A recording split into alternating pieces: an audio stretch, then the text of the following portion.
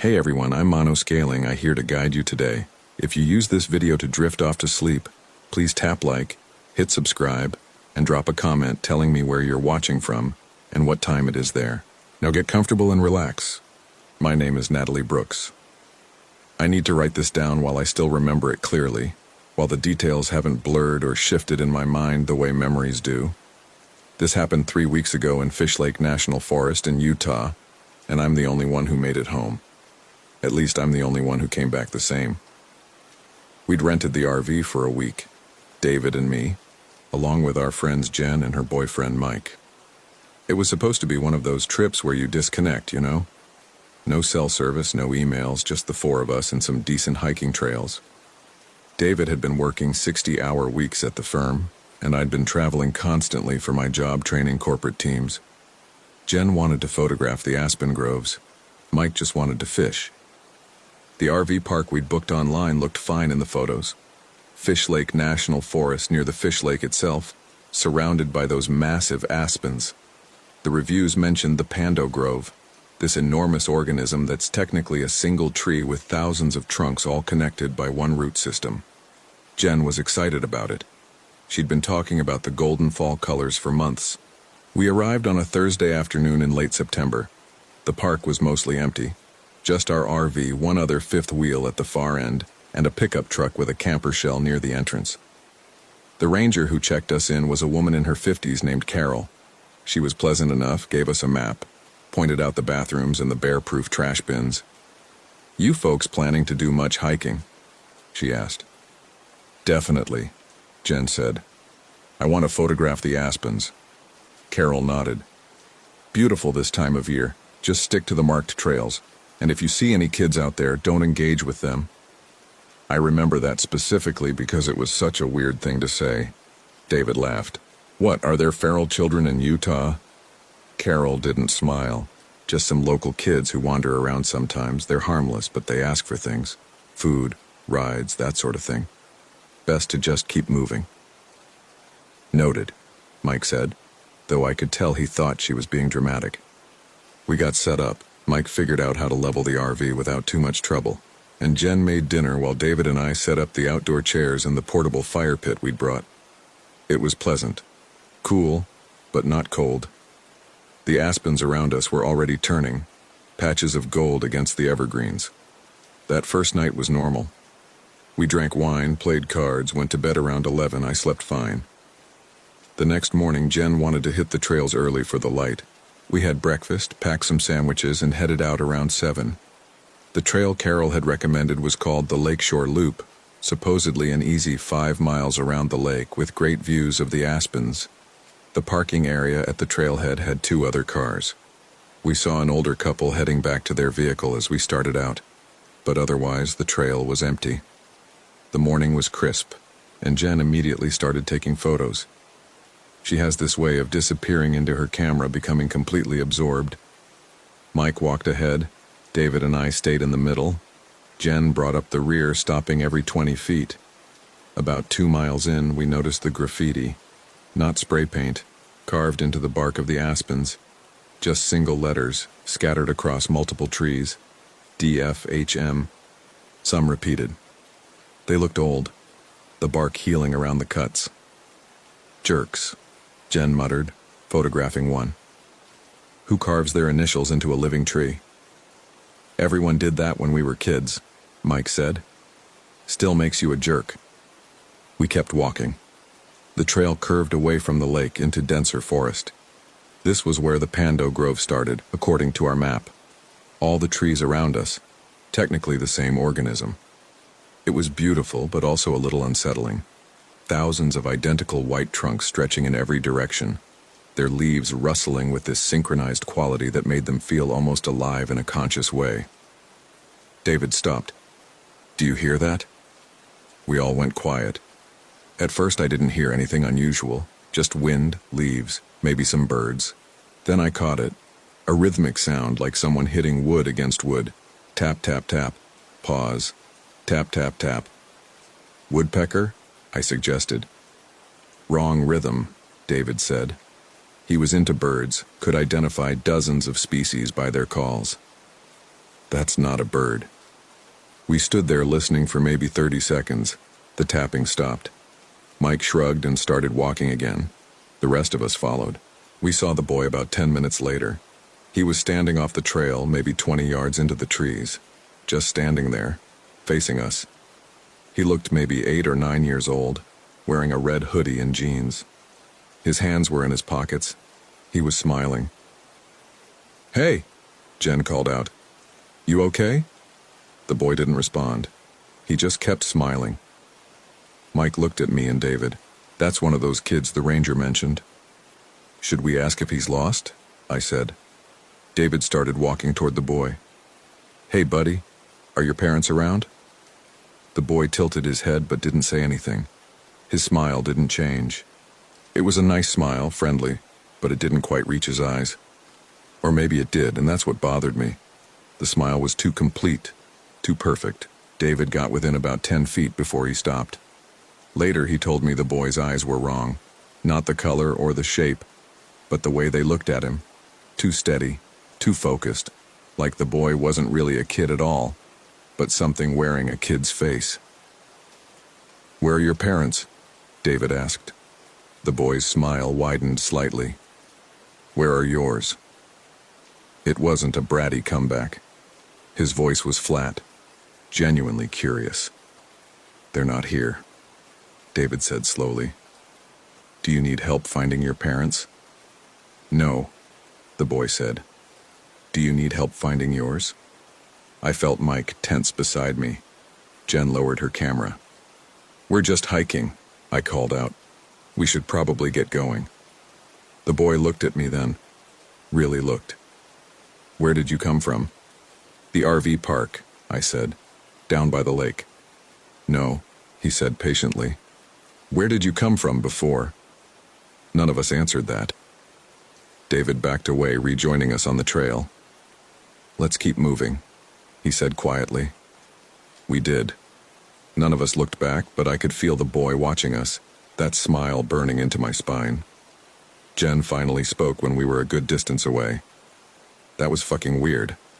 Carol warned us," Mike said. "She said they ask for things. That kid was just strange." "Let's just finish the hike," David said. 5 miles, right? We're probably halfway." We weren't halfway. According to my fitness tracker, we'd done about 2.5 miles, but the trail seemed longer than expected. The markers were inconsistent. Sometimes a wooden post with a distance carved into it. Sometimes just a faded paint mark on a tree. At one point, Mike said we'd passed the same marker twice, but Jen insisted we hadn't. The lake disappeared on our left. The trail was supposed to follow the shoreline, but we couldn't see water anymore. Just trees. David checked his phone. No service, but his GPS was acting strange. The blue dot showing our location kept jumping around, sometimes placing us on the trail, sometimes hundreds of feet away. "Technology," he muttered, putting the phone away. We reached a fork in the trail that wasn't on our map. The left path had a post with an arrow and the words, "Lakeshore, 2 mi." The right path had nothing. 2 miles? Jen said. "We've already gone at least 4. Maybe it's measuring back to the trailhead," I suggested. We took the left path. It made sense. But after another 20 minutes of walking, we hit the same fork again. Same post, same arrow, same "Lakeshore, 2 mi." "Okay," Mike said. "That's not right." David studied the ground. "These are our footprints. We've been here." We had. The dirt path clearly showed our boot treads heading up to the fork and then away down the left path. But somehow we'd circled back. "We go right this time," Jen said. "There's no marker," David pointed out. "I don't care." Left brought us in a circle. We went right. The trail narrowed, became rockier. The aspens thinned out, replaced by pines and scrub oak. This didn't feel like the maintained trail we'd started on. I was about to suggest we turn back when we rounded a bend and saw the lake again, far below us. "There," Mike said, relieved. We just got turned around. The trail descended sharply. My knees were starting to hurt. I hadn't brought my brace, stupid, and I lagged behind. David stayed with me, patient. Ahead, Jen was taking photos of the lake, the afternoon light turning everything golden. Mike had his phone out, probably checking the GPS again. I heard the tapping again. Tap, tap, tap. Pause. Tap, tap, tap. You hear that? I asked David. He nodded. We both scanned the trees but saw nothing. Let's catch up, he said. We'd closed maybe half the distance when Mike stopped so suddenly that Jen bumped into him. What? She said. Mike pointed at something on the trail. We got closer and saw it. A backpack. Dark blue, expensive looking. It was sitting in the middle of the path, propped against a rock like someone had carefully placed it there. Did someone drop this? Jen said. Mike crouched beside it. It's not dusty or weathered. This hasn't been here long. Should we open it? Probably has an ID inside, David said. Mike unzipped it. The backpack was full. Water bottles, a first aid kit, energy bars, a fleece jacket. Normal hiking supplies. There was a small pocket on the front, and Mike checked that too. He pulled out a wallet. Mark Henderson, he read from the driver's license. From Provo. We should take it to a ranger, I said. Mike put the license back and zipped up the backpack. He stood, slinging it over his shoulder. Yeah, we'll drop it off when... He stopped mid-sentence, looking past us, back up the trail.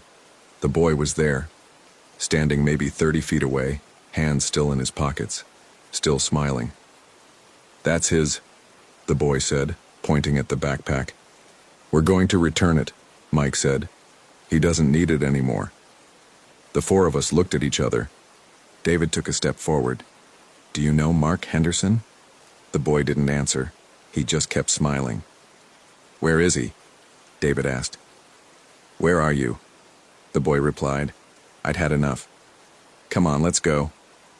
We walked past the boy, giving him a wide berth. He didn't move, didn't turn to watch us, just stood there smiling at nothing. The rest of the hike back should have taken maybe 45 minutes. It took almost 3 hours. The trail kept shifting, or we kept taking wrong turns, or something was wrong with our sense of direction. By the time we made it back to the parking lot, it was getting dark and we were all exhausted and rattled. That kid, Jen said as Mike drove us back to the RV park. Something's really wrong with him. Developmentally disabled, maybe, I offered, though I didn't believe it.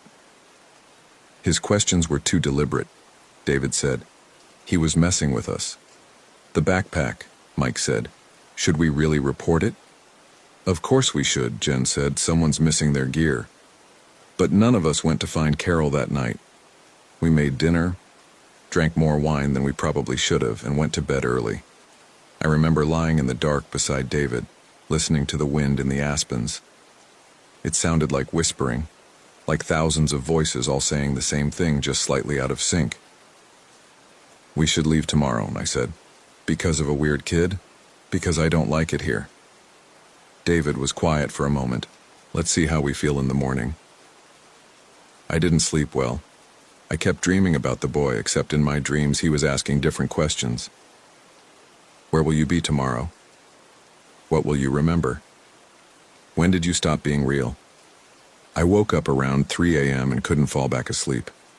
I got up, careful not to wake David, and went to the bathroom. On my way back, I glanced out the window. The boy was standing at the edge of our campsite, just standing there in the dark, facing our RV, still smiling. I jerked back from the window, heart hammering. When I looked again, he was gone. I didn't mention it to David in the morning. I told myself I'd been half asleep, still dreaming, but I knew I'd been awake. Jen made omelets for breakfast. Mike reported the backpack to Carol, who seemed unsurprised and said she'd look into it. We decided to have an easy day. No hiking, just hanging around the campsite, maybe driving into town for supplies. David wanted to fish. The lake was stocked with trout, supposedly good this time of year. Mike said he'd go too. Jen wanted to edit photos. I said I'd read. The guys left around 10. I tried to focus on my book, some thriller that everyone had been recommending, but I kept reading the same page over and over. Jen was inside the RV working on her laptop. I heard her swear occasionally, probably fighting with her editing software. I dozed off in my chair. When I woke up, my neck was stiff and my mouth was dry. I checked my phone. 2:47 p.m. I'd been asleep for over 4 hours. I went inside. Jen wasn't there. Her laptop was closed on the table, her camera bag beside it. I called her name. No answer. I checked the bathroom, the bedroom, empty. I stepped outside and called again. Jen. Nothing. The campground was silent except for the wind.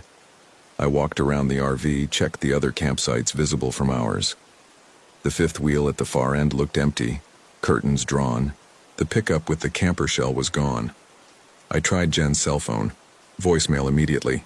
Either dead or no service. I stood there trying to decide what to do. David and Mike had the car. They'd driven to a different access point for the lake, maybe 15 minutes away. I didn't know exactly where. I waited. 20 minutes? 30. I kept checking my phone, willing it to ring. I walked to the ranger station, a small cabin near the entrance, but Carol wasn't there. A handwritten sign said back by 3:30. At 3:45, I heard the car. Relief flooded through me. David and Mike were back, but when they got out of the car, they were alone. "Where's Jen?" Mike asked immediately. "I thought she was with you." "What?" "No, she was here with you." I explained about falling asleep, waking up to find her gone. Mike's face went pale. "How long has she been missing?" "I don't know. At least an hour, maybe more." David was already on his phone, trying to call her. Nothing. "We need to tell the ranger." Carol was back at her station. She listened to our story with an expression I couldn't quite read. Concern, yes, but also something else. Resignation, maybe. "People don't just vanish," Mike said. His voice was tight, controlled.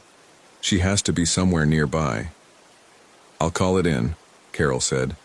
"Get a search organized, but it'll be dark in a few hours. We need to start looking now." She drove us around the campground in her ranger vehicle, calling Jen's name through a megaphone. We checked the bathrooms, the trash area, the trailheads. Nothing. Carol radioed for additional personnel. Within an hour, there were 4 rangers searching, plus a sheriff's deputy who'd driven up from town. They asked questions. When did we last see her? What was she wearing? Did she seem upset about anything? Was she experienced in the outdoors? The temperature dropped with the sun. By 7 p.m., they called off the active search until morning. Too dangerous in the dark, they said, but they'd keep looking at first light. Mike refused to leave. He and David took flashlights and walked the trails near the campground, calling Jen's name until their voices went hoarse. I stayed at the RV in case she came back. I sat in my chair, wrapped in a blanket, watching the darkness between the trees. At some point, David returned, convinced Mike to get some rest. We all tried to sleep. I don't think any of us really did. The next morning, a full search and rescue team arrived. 12 people, dogs, drones. They had us describe Jen again, give them recent photos. They spread out across the forest in a grid pattern. They found her at 3:37 p.m. She walked into the campground from the trail we'd hiked 2 days before. Just walked in like she'd been out for a stroll. She was wearing the same clothes, carrying her camera. She looked tired but unharmed. Mike ran to her, grabbed her, held her so tight I thought he might hurt her. "Where were you? What happened?" Jen looked at him with this confused expression. "I was taking pictures." "For over 24 hours? What are you talking about?" "I've been gone maybe an hour." The EMTs checked her over. She was dehydrated, her feet were blistered, but otherwise she was fine. No injuries, no signs of assault, no obvious trauma. She kept insisting she'd just gone for a walk to photograph the aspens, had lost track of time. "Jen, you were missing all night," I told her gently. "We had search and rescue looking for you." She shook her head. "That's not possible. I left after lunch. It's still afternoon." "It's Sunday," and David said. "You disappeared Friday afternoon." I watched her face, watched the confusion shift to something else. Not understanding exactly, more like acceptance. Like she'd expected this, but hoped she was wrong. "Oh," she said quietly. "Okay." "What do you remember?" the deputy asked. Jen looked at her hands. I was walking in the aspens, taking photos, then I saw him. Who? The boy. Ice ran down my spine. Mike tensed. He was just standing there, Jen continued, smiling at me. He asked me where I was going. What did you tell him? David asked. I said I was heading back, and he said, back to where? And I realized I didn't know. I couldn't remember where the campground was, or how I'd gotten to where I was, or anything. Like I'd woken up in the middle of the forest with no memory of arriving. Then what happened? I kept walking. I thought if I followed the trail I'd find something familiar. But every path looked the same. All those white trees, all identical. And the boy kept appearing. Not following me, just being there. Every time I turned around, he was somewhere nearby, watching, smiling. Did he say anything else? The deputy pressed. Jen's eyes went distant. He asked me questions, strange ones. What's your name? Where were you born? Do you remember being young? And I'd answer, but the answers felt wrong. Like I was saying things I should know but didn't really believe. She looked up at Mike. I'm sorry. I don't know what happened. I don't know where I was. They took her to the clinic in town. Mike went with her. David and I stayed at the campground, though I wanted to leave. God, I wanted to leave. But Mike and Jen needed the car, and we couldn't just abandon them. Carol stopped by that evening. Your friend is very lucky. Is she? I said. She lost a whole day and has no memory of it. She's alive and unharmed. Not everyone who goes missing up here comes back. Others have gone missing? Carol looked uncomfortable. Sometimes hikers get disoriented. The altitude, the similar terrain. They wander for days before finding their way out. What about the boy? David asked. The one Jen mentioned. Do you know anything about him? There are some local kids who play in these woods. I told you that already. This isn't a kid playing, I said. There's something wrong with him. I've worked here for 12 years, Carol said carefully. I've seen a lot of strange things in these mountains. People see things, hear things. The forest does that sometimes, especially to people who aren't used to it. She left. I looked at David. She knows something. Probably thinks we're city people freaking out over normal wilderness stuff. You think this is normal? No, he admitted, but I don't know what it is. Mike and Jen returned around 9 p.m. Jen had been given IV fluids and some food. The doctor said she was fine physically, though they recommended she see someone about the memory loss. Possible temporal lobe epilepsy, they thought, or a fugue state triggered by stress. Jen barely spoke. She sat in the RV staring at nothing, occasionally touching her camera like she was checking to make sure it was real. We should leave first thing tomorrow, Mike said. Get out of here. Agreed, David said. But Jen shook her head. I need to know what happened. Jen, I need to see my photos from when I was missing. She pulled out her camera, turned it on. Her hands were shaking. We gathered around as she scrolled through the images. Most of them were normal. Aspens, light filtering through leaves, close-ups of bark. Beautiful work. Typical Jen. Then the images changed. They were still aspens, still technically well composed. But something was off. The lighting was wrong. Too flat, too gray. And in almost every photo, if you looked carefully at the background, you could see him. The boy, standing far back among the trees, barely visible, but always there, always watching, always smiling. Jesus Christ, Mike whispered. Jen kept scrolling. The boy got closer in each image, not moving toward the camera but appearing nearer with each shot. Like he was jumping forward frame by frame. The last photo showed him standing maybe 10 feet away. His smile filled the screen, and behind him, carved into the aspen trunks, were more letters. Not random initials this time. Words they forgot where the image was time-stamped, 3:47 p.m. Saturday, more than 24 hours after Jen had disappeared.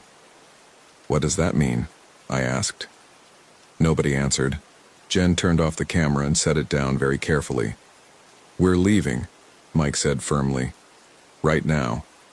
We'll pack up the RV, drive through the night if we have to. It's almost 10 p.m., David pointed out. I don't care. We're not staying here another night. We started packing. It should have taken maybe an hour to break everything down and store it properly, but we rushed. Threw things into cabinets, yanked out electrical and water hookups. Mike drove while David navigated. Jen and I sat at the dinette, neither of us speaking. The RV park exit was maybe a quarter-mile from our campsite. We'd driven past it half a dozen times. But when Mike turned onto the main road, it wasn't there. Where's the turn? He said. It should be right here, David said, checking his phone's GPS. But the road just continued straight into darkness, aspens pressing close on both sides. Mike drove for another few minutes, slower now, watching for the exit. It never appeared. I'm turning around, he said. He did. We drove back the way we'd come. We should have reached our campsite, should have passed it and seen the entrance behind us. But the road just kept going, disappearing into trees that all looked the same. This doesn't make sense, David said. His voice had an edge to it I'd never heard before. Fear. Mike drove for another 10 minutes. The road never changed. Same trees, same darkness, same yellow line down the center. Stop, Jen said quietly. Mike pulled over. We all sat there in silence, the engine idling. This is like the trail, I said. We're going in circles. That's impossible, Mike said. It's a straight road. We should go back to the campground, Jen said. Wait until morning. No, Mike said. We keep driving. We'll hit something eventually. A town, another campground, something. He drove. We passed the same landmarks, a fallen log, a mile marker, a curve in the road, over and over. After an hour, Jen pointed out her window. Look. Standing at the side of the road, illuminated by our headlights, was the boy. He waved at us, a friendly wave like greeting neighbors. Mike accelerated. The boy disappeared behind us. 5 minutes later, there he was again, standing in the same spot. Same wave. Stop looking at him, David said. Just focus on driving. We saw the boy 17 more times before Mike finally pulled back into the campground defeated. It was almost 2 a.m. We were exhausted, terrified, and trapped. We tried to sleep, though I don't think any of us really did. I lay in the dark listening to Jen crying quietly in the other bedroom, Mike murmuring comfort. David's hand found mine and squeezed. We'll figure this out in the morning, he whispered. But I didn't believe him. Morning came too bright, too normal. Birds singing, sun streaming through the windows. It felt obscene, that cheerfulness. David was already awake, sitting at the dinette with coffee. He looked like he'd aged 5 years overnight. I have an idea, he said. We walk out, leave the RV, take what we can carry, and walk. Walk where? I asked. Away from here.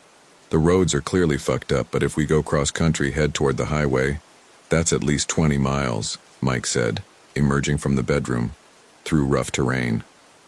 You have a better idea? Mike didn't. We packed day packs with essentials, water, food, first aid supplies, phones, a compass that kept spinning uselessly. Jen was quiet, methodical.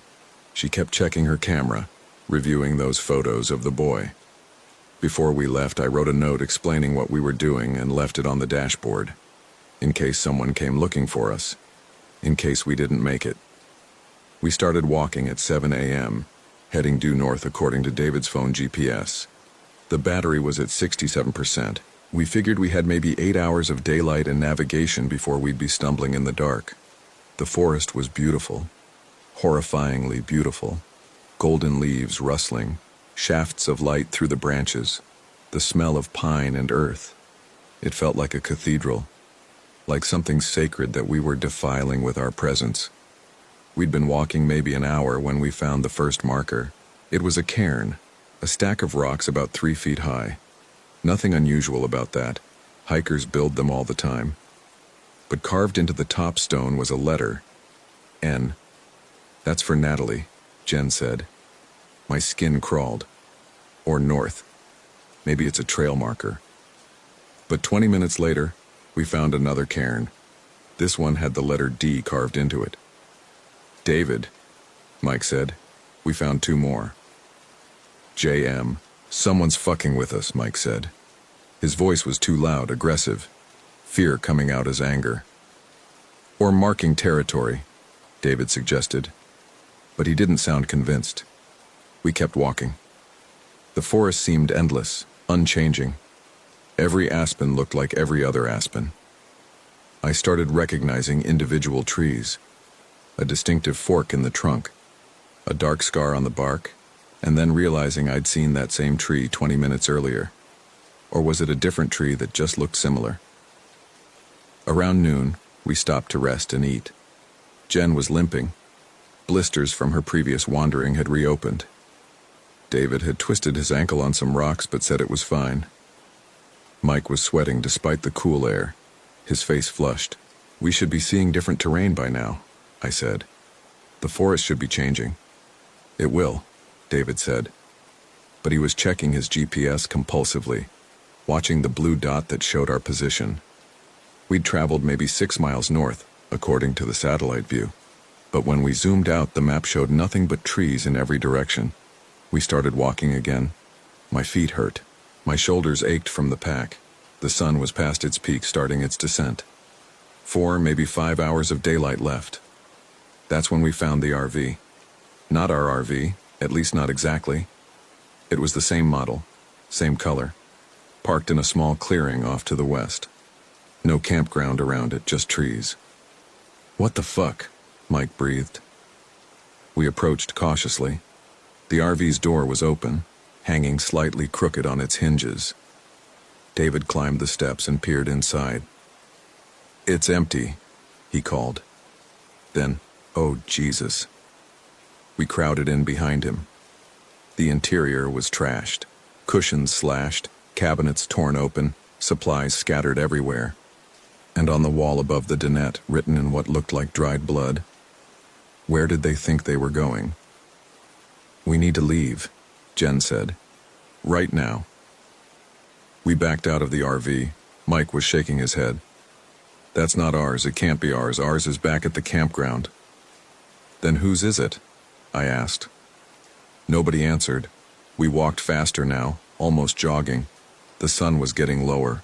Shadows stretched between the trees, making everything harder to see. I kept glancing behind us, convinced we were being followed. David stopped so suddenly I bumped into him. Do you hear that? The tapping. Tap, tap, tap. Pause. Tap, tap, tap. It was coming from ahead of us, somewhere in the trees. We all heard it now. Regular, rhythmic, deliberate. Keep moving, Mike said. But Jen had frozen, staring at something. There. Through the aspens, maybe 50 yards ahead, I could see movement. Someone walking between the trees. No, not walking. Being pulled. Dragged backward by their arms, feet scraping the ground, head lolling.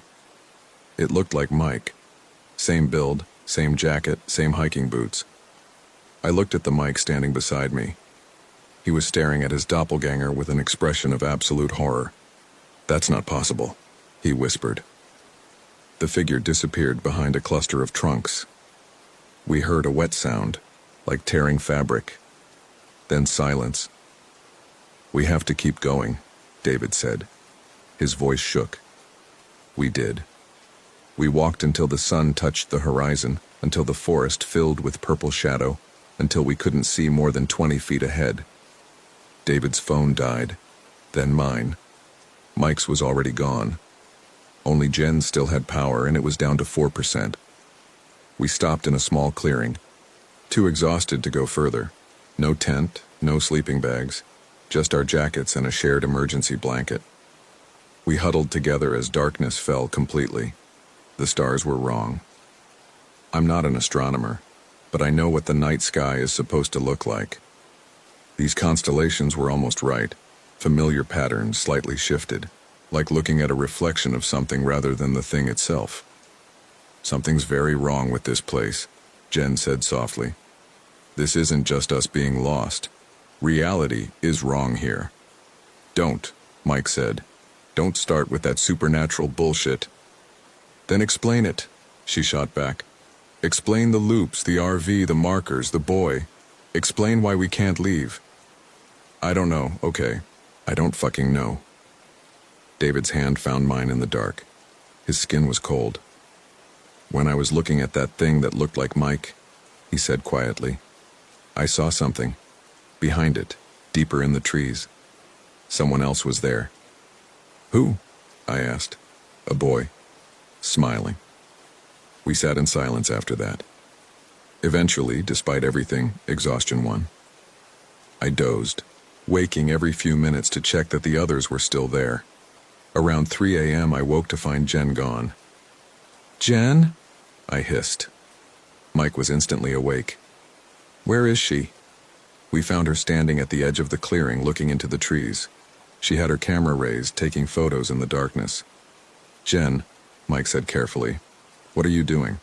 Documenting, she said. Her voice was strange, distant. Someone needs to remember. Remember what? Where we were. Mike took the camera gently from her hands. She didn't resist. He looked at the display screen, then went very still. Natalie, he said, look at this. I looked. The screen showed the photo Jen had just taken. It was our clearing, our little group. But standing behind us in the image, barely visible, were dozens of figures. Men, women, children, all smiling, all wearing clothes from different eras, 1970s bell-bottoms, 1950s dresses, frontier-style work clothes, even what looked like animal skins. Those weren't there, I said stupidly. I know. Jen took back the camera. They've always been there. We just couldn't see them. Who are they?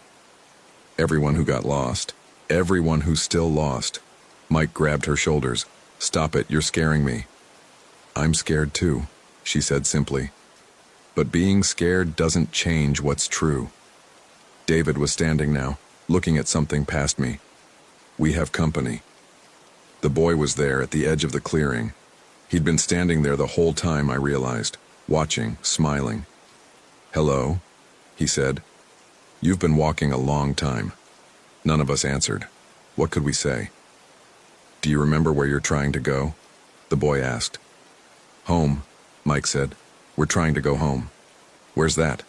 Denver. We live in Denver. The boy tilted his head. What's Denver? The question hung in the air. Slowly, horribly, I realized I couldn't quite picture it. Denver. I lived there, worked there, had an apartment there. But when I tried to see it in my mind, the details were fuzzy. Generic city images that could be anywhere. What's happening to us? David asked. You're forgetting, the boy said. That's what happens here. People forget where they came from, who they were, why they thought any of it mattered. Eventually they forget they're forgetting. Then they just become part of the forest. Like those people in Jen's photo, I said. The boy nodded. They forgot. But don't worry. You'll forget too. It doesn't hurt.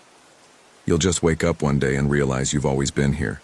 That you've never been anywhere else. Fuck you, Mike said. We're leaving. Right now. He grabbed Jen's hand and started walking. David and I followed. We left the clearing, stumbled through the darkness, branches whipping our faces. We walked until dawn broke, gray and cold.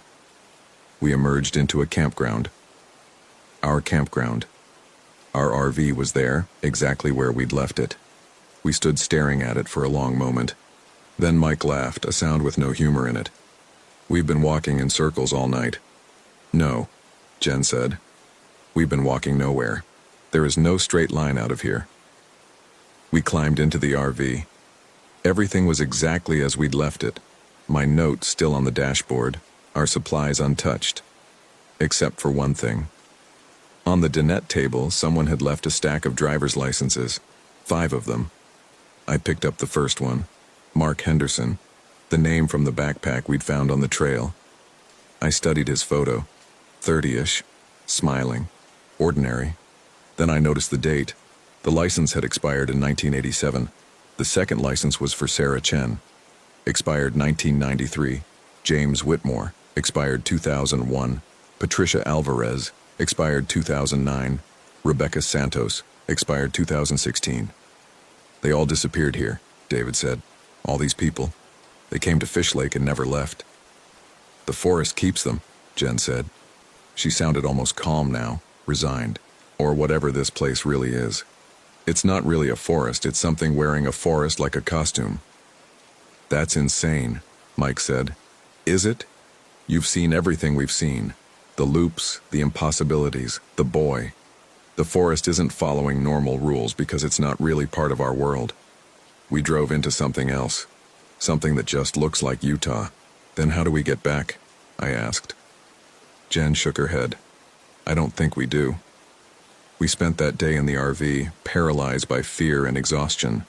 We ate our remaining food mechanically. Mike tried the car again. Same result, endless roads leading nowhere. David attempted to call for help on the RV's radio, got only static. Around sunset, Carol appeared. She knocked on our door, polite and patient. Wanted to check on you folks, she said when David answered. Make sure you're doing okay. We're trapped here, David said. You know we're trapped. Carol's expression didn't change. Is there something I can help you with? Let us leave, or tell us how to leave, or admit that you know what's happening. I'm not sure what you mean. David grabbed her arm. How long have you been here? Carol? How long have you really been here? She looked at his hand on her arm, then up at his face. When she smiled, it was almost kind. I stopped counting after the first 100 years, she said. After a while, the numbers stopped mattering. David released her. She smoothed her uniform sleeve. You seem like nice people, she said. You'll be happy here once you adjust. Everyone is, eventually. The forest takes care of its own. She walked away, disappearing into the trees before reaching the ranger station, just melted into the shadows like she'd never been solid in the first place. That night, David started forgetting. He was trying to tell a story about our honeymoon in Mexico, but he couldn't remember the name of the resort, or the city. Then he couldn't remember Mexico clearly, just a vague sense of beaches and heat. It was somewhere tropical, he said, frustrated. We went somewhere tropical. I'm sure of it. Cabo, I told him. We went to Cabo San Lucas. We stayed at the Pueblo Bonito. We went snorkeling and you got sunburned and complained for 3 days. Right, he said, but his eyes were uncertain. Right, Cabo. Of course. By midnight, he couldn't remember his job. By 2 a.m., he wasn't sure if he had parents. By dawn, he looked at me and asked who I was. I'm Natalie, I said, crying. I'm your wife. We've been married for 6 years. Wife, he repeated. That's when two people live together? Yes, we love each other. We have a life together. Okay, he said agreeably. That sounds nice. Mike and Jen held out longer, maybe because they had each other to anchor to. They spent the day telling each other stories from their past, how they met, their first date, their families, their friends, trying to keep the memories solid by speaking them aloud. But by the second night, Jen couldn't remember her last name. By the third day, Mike forgot what state he'd grown up in. By the fourth, they couldn't remember why they'd come here in the first place. I was forgetting too. I knew I was. Important things were slipping away, replaced by a comfortable blankness. Did I have siblings? I thought maybe I did, but I couldn't picture their faces. Where did I go to college? Did I go to college? What was my job again? On the fifth day, I woke up alone in the RV. The others were gone. I found them sitting outside around a fire pit, talking and laughing. Carol was there too, and 2 other people I didn't recognize. They all looked happy. Natalie, Jen called, waving. Come join us. I walked over slowly. David smiled at me, friendly but distant, like I was a pleasant acquaintance rather than his wife. We were just talking about the forest, Mike said. How beautiful it is. How peaceful. Don't you want to leave? I asked. They all looked confused. Leave? Jen said. Why would we leave? This is where we live. No, I said, but my voice was weak. No, we're from... We're from somewhere else, somewhere with buildings and cars and... You're tired, Carol said gently.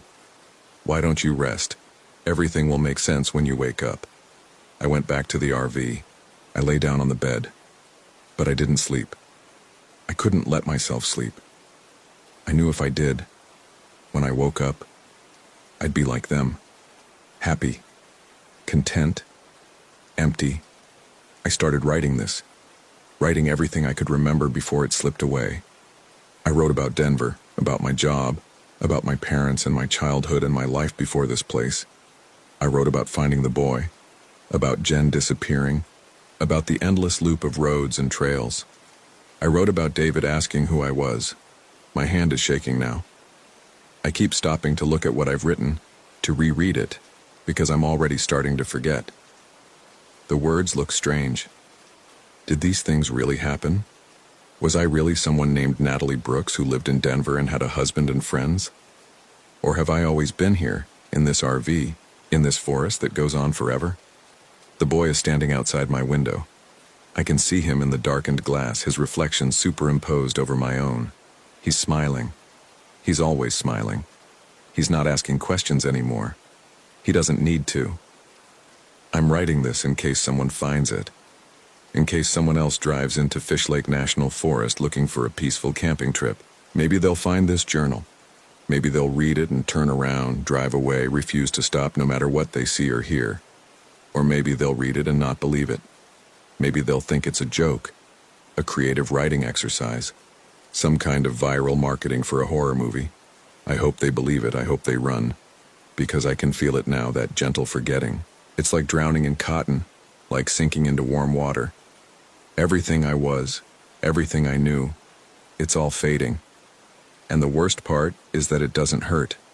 It feels peaceful, like coming home after a long, exhausting journey. David just knocked on the door. "Natalie," he called, "are you coming outside? We're roasting marshmallows." I almost answered, almost opened the door and went out to join them. They looked happy out there by the fire, they looked content. But I forced myself to keep writing, to hold on just a little longer. My name is Natalie Brooks. I live in Denver, Colorado. I have a job training corporate teams. I have parents who live in Michigan. I have a life outside this forest. I have to believe that. I have to hold on to it, but I can't remember their faces anymore. My parents. Were they tall? Short? What color were their eyes? What color are my eyes? I just looked in the mirror. I couldn't see myself clearly. The reflection was blurry, indistinct, like I'm already fading. The boy is tapping on the window now. Tap, tap, tap. Pause.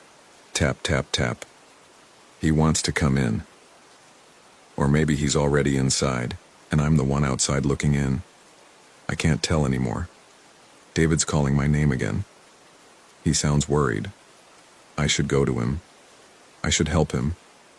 He's forgotten something important and I need to remind him, but I can't remember what it is. The forest is beautiful today. Have you seen it? The aspens are turning gold and the light filtering through the leaves looks like honey. You should come visit. There's plenty of room here. We never leave. We never want to. Where are you from anyway? Where do you think you're going? Do you remember who you were? Don't worry. You'll forget soon enough. We all do. My name is... something. I had a name once. It's written here, somewhere. I was someone important. I had a life. I had people who loved me. But I can't quite remember. The details are slippery. Maybe they weren't real. Maybe I've always been here in this perfect forest with these perfect trees under this perfect sky. The boy is smiling at me. I'm smiling back. Where am I? Where did I think I was going? It doesn't matter anymore. It never did. The journal entry ends here. The handwriting becomes increasingly erratic toward the end, then stops mid-sentence. The final pages are blank except for one word, written over and over in a child's careful printing. Forgotten, forgotten, forgotten, forgotten. The journal was found in an abandoned RV at Fish Lake National Forest in October 2025. The RV's registration traced to a David and Natalie Brooks of Denver, Colorado. reported missing in late September. No other evidence of their whereabouts has been discovered. The search for them and their companions, Jennifer Chen and Michael Patterson, remains ongoing.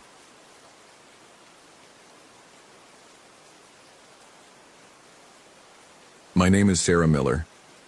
This happened in the summer of 2019 when my brother went missing in the Boundary Waters for a week. When he came back, he wouldn't stop smiling.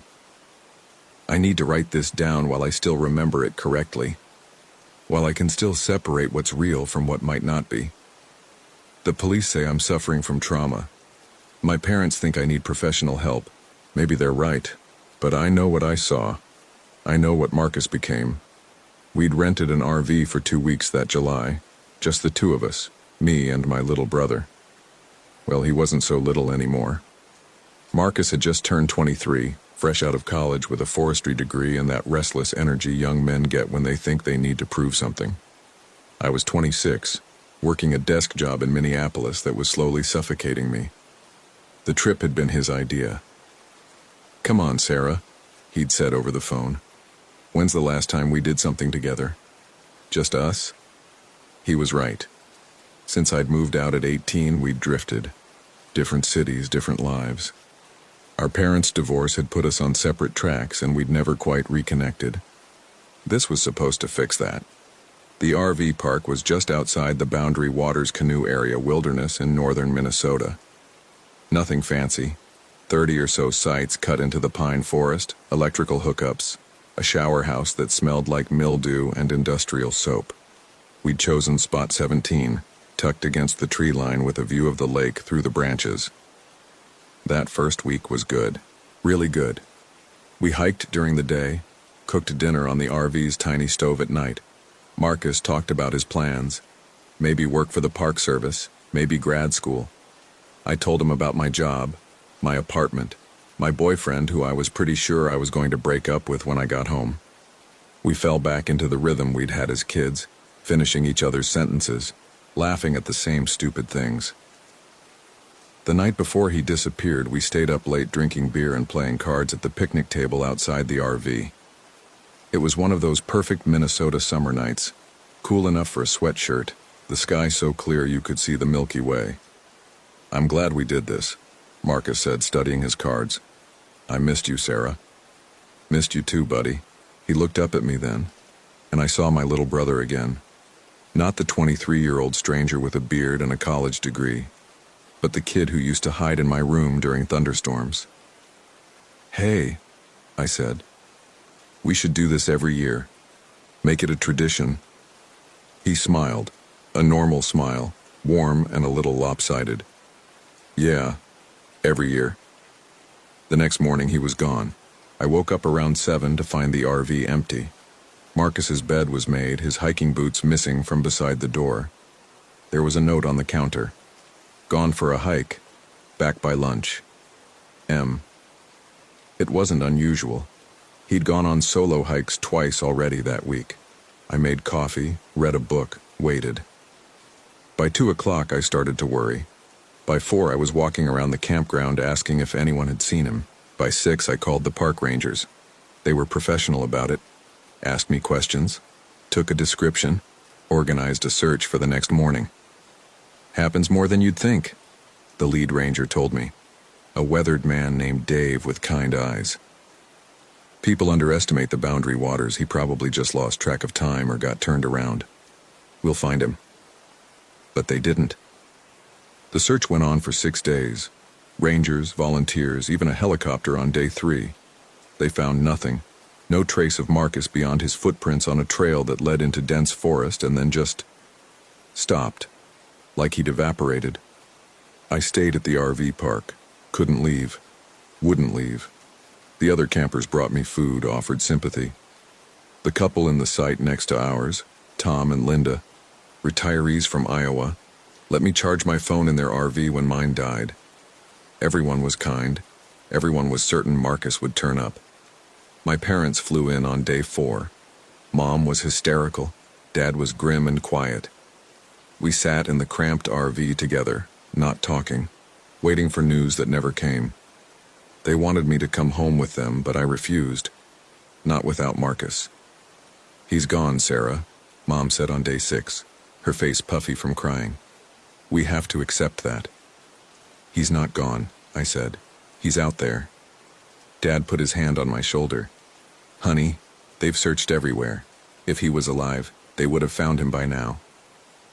But I knew he was alive. Don't ask me how. I just knew. On the 7th day, my parents left. They had to get back to work, had to plan a memorial service, had to start the process of accepting that their son was dead. I stayed. The Rangers were scaling back the search. Another day or two, and they'd call it off entirely. I spent the day walking the trails myself, calling Marcus's name until my voice gave out. I got back to the RV around sunset, exhausted, throat raw, eyes burning from crying. I climbed the steps, pulled open the door, and froze. Marcus was sitting at the table. He looked up at me and smiled. "Hey, Sarah," he said. "Sorry I'm late." I couldn't move, couldn't speak. He sat there in his hiking clothes, a little dirty but otherwise fine, smiling that same warm smile. "Marcus?" My voice came out strangled. "Yeah, it's me." He stood up, still smiling. "I'm okay. Everything's okay." I should have felt relief, joy. Instead, something cold settled in my stomach. Something was wrong. I couldn't identify it yet, but it was there. "Where were you?" I finally managed. "We've been searching for a week. Everyone thought you were dead." "A week?" He tilted his head, smile never faltering. "No, it's only been a few hours. I just went for a hike. Marcus, you've been gone for 7 days." He blinked slowly, like a lizard. Then the smile widened slightly. "That's not right. It was just this morning." I stepped into the RV and closed the door behind me. He was real, solid. His hiking boots left dirt prints on the floor. But something about the way he stood there, perfectly still, smile fixed in place. "Are you hurt?" I asked. "Do we need to take you to a hospital?" "I'm fine." His voice was flat, pleasant. "Never better." "Marcus, where were you?" "Hiking." "For 7 days? What happened? Did you get lost? Hit your head?" The smile never wavered. "I don't remember being gone that long, but I'm back now. Everything's fine." I pulled out my phone to call the Rangers to tell them Marcus had been found. But he moved fast, faster than I'd ever seen him move. His hand shot out and grabbed my wrist, not hard but firm. "Don't," he said, still smiling. "Not yet. I'm tired. Let me rest first." "Marcus, people need to know you're safe, Mom and Dad." "Tomorrow," he interrupted. "We'll call everyone tomorrow. Right now I just want to sleep, okay?" His eyes. Something about his eyes wasn't right. They were the right color, the right shape, but they didn't move like they should. They didn't blink enough. And that smile. That constant, unchanging smile. "Okay," I heard myself say. "Tomorrow." He let go of my wrist and walked to his bed at the back of the RV. Lay down, fully clothed, boots and all. Closed his eyes. The smile remained even as he appeared to sleep. I sat at the table for hours watching him. His chest rose and fell normally. He looked like Marcus. Sounded like Marcus. But my brother never slept with a smile on his face, and he'd always been a light sleeper. The smallest sound would wake him. Yet he lay there, perfectly still, breathing steady, mouth curved in that gentle smile. Around midnight, I tried to sleep. Lay in my own bed with my phone clutched in my hand, finger hovering over the dial button. I should call someone. The Rangers, my parents, 911. But call them about what? My brother came back and he's smiling too much? I must have dozed off eventually because I woke to the sound of Marcus moving around the RV. The clock said 3:06 a.m. He was standing at the counter, the smile still in place, pouring a glass of water. "Can't sleep?" I asked. He turned to look at me, didn't seem startled at all. "Just thirsty." He drank the entire glass without stopping, water running down his chin. Then he poured another. And another. 4 glasses total before he set down the cup, still smiling. Better? I asked. Better. He walked back to his bed, lay down, closed his eyes. The smile remained. I didn't sleep after that. Just watched the sky lighten through the RV's small windows. Watched Marcus's chest rise and fall. Watched that smile. When morning came, he sat up immediately, as if he'd been awake the whole time. "Morning, Sarah," he said brightly. "What's for breakfast?" I made eggs and toast, my hands shaking slightly. He sat at the table watching me with those two still eyes, smiling. "We need to call the Rangers," I said. "And Mom and Dad. They need to know you're safe." "Sure," he agreed easily. After breakfast, we ate in silence. Or rather, I picked at my food while Marcus ate steadily, mechanically, that smile never fading even as he chewed. He finished everything on his plate, then reached for mine. "Are you still hungry?" I asked. "Yes." I let him have it. Watched him eat my eggs and toast with the same mechanical efficiency. When he was done, he looked at me expectantly. "More?" "I don't have any more eggs," I said. "Marcus, are you feeling okay? Maybe we should get you checked out. You might have a concussion or—" "I'm fine," he said, smile. "I feel great. Never better." Those words again. Never better. Something about the way he said it made my skin crawl. I called Ranger Dave first, told him Marcus had come back. There was a pause on the line, then a rush of questions. Where had he been? Was he injured? Could they come talk to him? "He says he's fine," I told Dave. "He's right here. Do you want to talk to him?" I handed Marcus the phone. He took it, still smiling, and said, "Hello." I couldn't hear Dave's side of the conversation, but I watched Marcus's face. The smile never changed, not once. He answered questions in that same pleasant, flat tone. Yes, he was fine. No, he wasn't hurt. He didn't remember where he'd been. Yes, he would come to the ranger station later today. He handed the phone back to me. Dave sounded relieved, but puzzled. "He sounds good," Dave said. "But Sarah, we should probably have a doctor look at him. Memory loss after 7 days in the wilderness. That's not normal." "I know," I said, watching Marcus watch me. "We'll get him checked out." After I hung up, Marcus tilted his head. "Why are you scared of me?" The question hit like a punch. "I'm not scared of you." "Yes, you are, I can tell." He leaned forward slightly. "Why?" "You've been missing for a week, Marcus. You can't remember it. You haven't stopped smiling since you got back. I'm worried about you, not scared." "Worried," he repeated, like he was testing the word. "Okay." "We should go to the hospital," I said. "Get you checked out." He shook his head. "I don't want to go to the hospital. I want to stay here with you." The way he said it made something twist in my chest. Not because it was threatening, but because it sounded wrong. Like someone trying to remember how affection worked. "Marcus," I started, but he stood up abruptly. "I'm going to go for a walk," he announced, still smiling. "Want to come?" Every instinct screamed no. "Maybe we should stay here. Rest." "I've been resting." He was already moving toward the door. "Come on, Sarah, like old times." What could I do? Let him wander off again? I grabbed my phone and followed him out of the RV. The morning was beautiful. Warm sun, cool breeze off the lake, birds singing in the pines. The kind of day that should have felt perfect. Marcus walked beside me on the trail, hands in his pockets, that smile fixed in place. Other campers waved as we passed. A few stopped to tell Marcus they were glad he was safe. He thanked them politely, smile never wavering. We walked for maybe 20 minutes before Marcus stopped suddenly. We were on a less traveled trail now, trees thick on both sides. "This is where I went," he said. "Where?" He pointed into the forest, off the trail. "There." I walked in there and then I was back at the RV. "You don't remember anything in between?" "Not really." He frowned slightly, the first change in his expression I'd seen. "It's fuzzy, like a dream." There was. He paused, smile returning. "Never mind, it's not important. Marcus, what was there?" I don't remember. He turned to look at me, and for just a second, something flickered in his eyes. Something desperate. Then the smile was back, wider than before. Let's go back. We walked back to the RV in silence.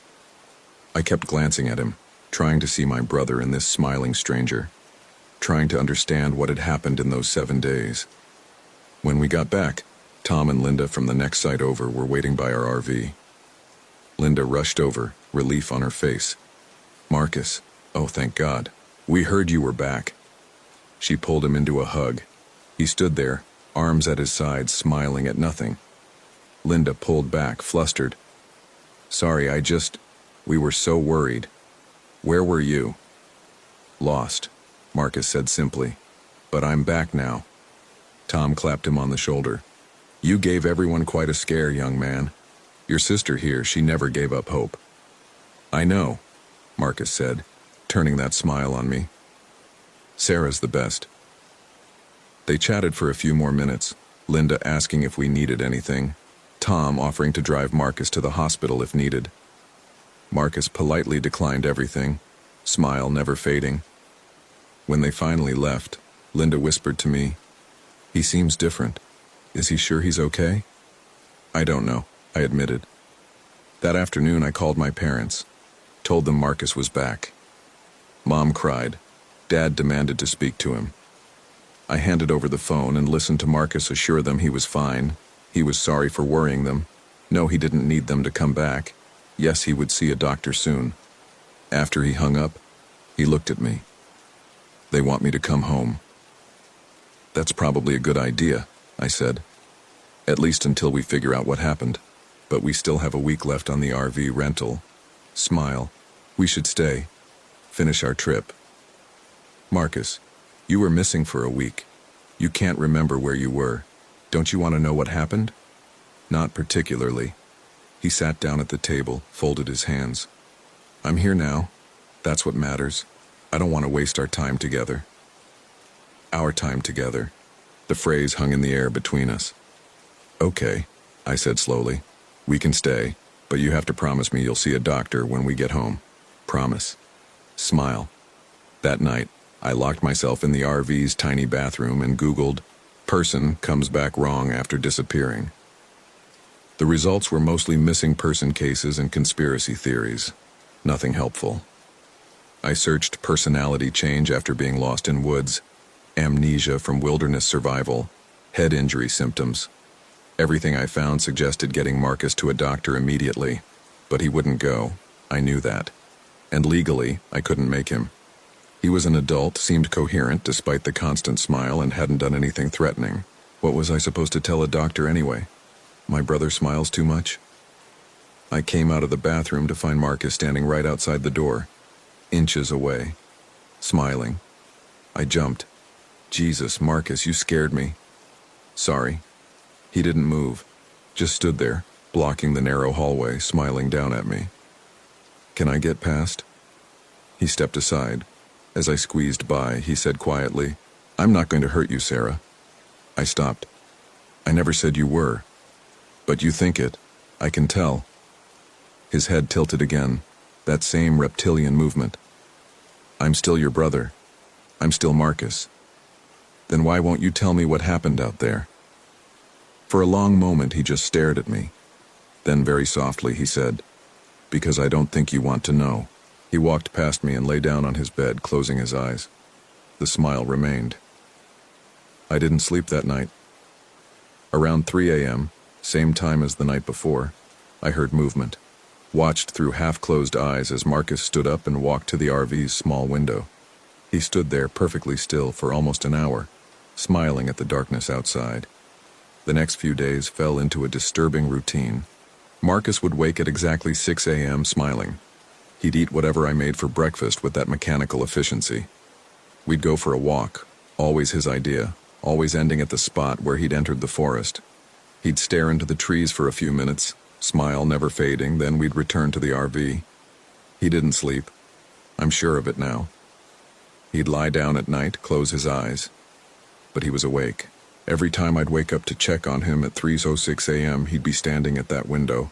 always at exactly 3:06, always smiling. The smile was getting worse, wider.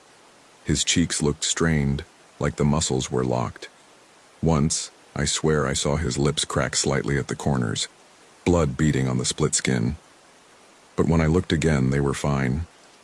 Other things started happening too. Small things that made my skin crawl. His clothes. He wore the same hiking outfit every day. I'd tried to get him to change, but he'd just look at me with that smile and say he was comfortable.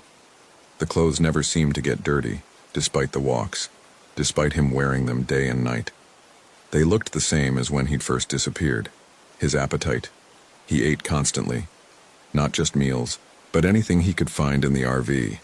Crackers, granola bars, an entire loaf of bread in one sitting. He never seemed full. Just kept eating with that methodical chewing, smiling between bites. The way he moved, too smooth, too precise, like every gesture was carefully calculated. And sometimes when he thought I wasn't looking, he'd move wrong. His head would turn too far, or his joints would bend at slightly incorrect angles.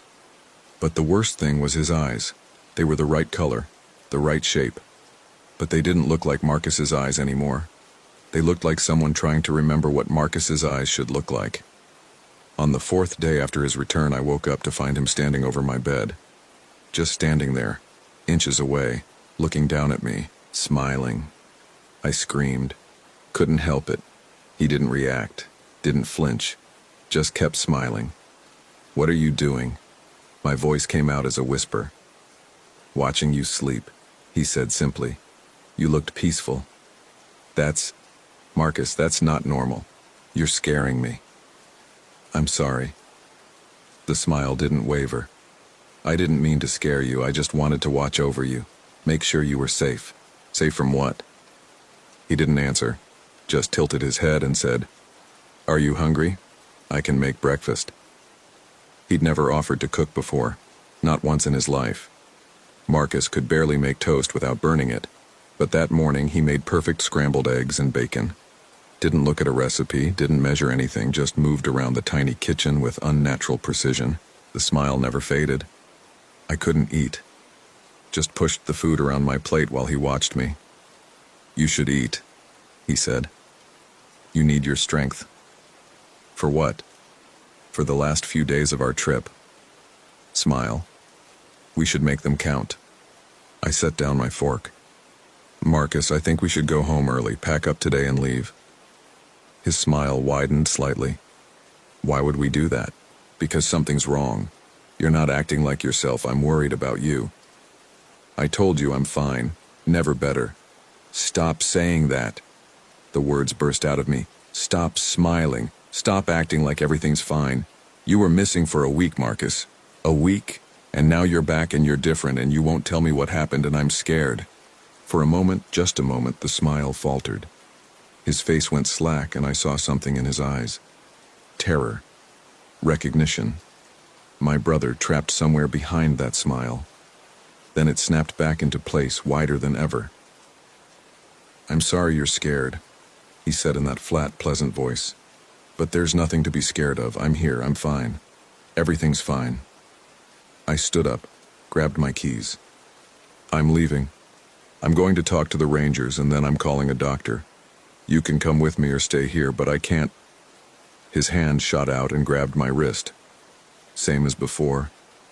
Firm, but not painful. "Please don't leave," he said. The smile was still there, but his voice had changed. Deeper, older.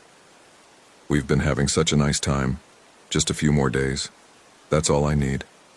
"All you need for what?" He didn't answer. Just looked at me with those wrong eyes, smile stretching his face.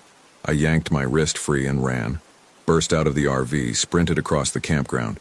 Heard Tom call my name as I ran past, but I didn't stop. Made it to my car, fumbled with the keys, got the door open. A hand grabbed the door before I could close it. Marcus, still smiling, breathing not at all hard despite running to catch up with me. "Sarah," he said gently, "where are you going?" "Let go of the door." "I can't do that." Smile. "We need to finish our trip." "Let Go. Other campers were starting to notice now. Tom was walking toward us, Linda behind him. A ranger's truck was pulling into the park entrance. Marcus's eyes flicked toward the ranger, then back to me. The smile never changed, but something shifted in his expression. A calculation being made. "Okay," he said, releasing the door. "Okay, I'm sorry. I didn't mean to scare you. We can talk to the rangers. We can go home early if that's what you want. Whatever makes you feel better." But I'd seen it. That brief moment of calculation. The way he'd assessed the situation, the witnesses, the ranger. He was playing along, being what he thought he needed to be. The ranger, a young woman named Kelly, approached us. "Everything okay here?" "Fine," Marcus said before I could speak. Smile. "My sister's just worried about me. Understandable after what happened." Kelly looked at me. "Sarah, is everything okay?" What could I say? That my brother was smiling too much? That he stood over my bed while I slept? That something was wrong with him, but I couldn't explain what? "He needs to see a doctor," I said. "He's been acting strange since he came back." "Strange how?" Marcus laughed. A perfectly calibrated sound of amusement and embarrassment. "I've been a little off, I admit. Memory problems, trouble sleeping. Sarah's right. I should probably get checked out. We were just discussing cutting the trip short." Kelly nodded slowly. "That's probably a good idea. Head trauma, dehydration, lots of things can affect behavior after an experience like yours." She turned to Marcus. "You sure you don't want to go to the hospital now? I can drive you." "That's very kind," Marcus said, smile never fading. "But I think I'd rather go home first, see my regular doctor, get back to normal." "Understandable." Kelly handed me a card. "This is the number for the ranger station. Call if you need anything. And Marcus, I'm glad you made it back safe." "Thanks," he said warmly. "Everyone's been so kind." Kelly walked away. Tom and Linda had stopped their approach, watching from a distance. Marcus turned to me, still smiling. "Let's go pack up the RV," he said. "Get you home safe." We packed in silence. Marcus moved with that same unnatural precision, folding clothes, securing loose items, emptying the water tanks. I called my parents, told them we were coming home early. Mom sounded relieved. Dad wanted to know if Marcus was okay. I looked at my brother, who was smiling at me from across the RV. "He's fine. We'll be there tomorrow." The drive home should have taken 6 hours. It took 14. Because every time I tried to head toward the highway, I'd find myself going in circles. The GPS would glitch, showing us in the wrong location. Road signs wouldn't match the map. Turn that should have led to the highway instead led us back toward the boundary waters. Marcus sat in the passenger seat the entire time, smiling, not speaking, not helping navigate, just watching me with those wrong eyes as I got increasingly frantic. "This doesn't make sense," I said for the 10th time, pulling over to check the GPS again. "This road should take us to Highway 61. Why does it keep looping back?" "Maybe we're not meant to leave yet," Marcus said softly. I turned to look at him. "What does that mean?" "Nothing." Smile. "Just a thought." By sunset, we were back at the same gas station we'd passed 3 times already. The attendant gave me a weird look as I came in to ask for directions again. "You folks lost?" he asked. "I don't know how," I said. "The GPS keeps messing up. We're trying to get to Highway 61. He gave me directions. Simple, clear directions that should have been foolproof. I thanked him, got back in the car. Followed his instructions exactly. 20 minutes later, we passed the same gas station again. Marcus laughed. Not his normal laugh. Something else. Something that made my blood run cold. I pulled over, hands shaking. "What's happening?" "We're going in circles," Marcus said pleasantly. "Like we're caught in something." "This isn't funny." I'm not laughing, but he was smiling. Always smiling. I grabbed my phone. No signal. There had been a signal at the gas station I'd checked. But now, nothing. Marcus, what did you do out there? My voice cracked. In the forest. What happened to you? He turned to look at me fully. The smile was so wide now it looked painful. The corners of his mouth had definitely split. I could see thin lines of blood. I got lost, he said. I walked into the trees, and I got lost. And something found me. What's something? I don't know what it was. I don't even remember most of it. Just pieces, flashes. His voice had changed again. Deeper, resonating in a way that human voices shouldn't. It was old, hungry, and it was tired of being alone. Marcus is still in here, he interrupted. I can feel him, screaming, always screaming, but I'm stronger, and I need... The smile stretched impossibly wider. I need more time. Just a little more time with you, Sarah.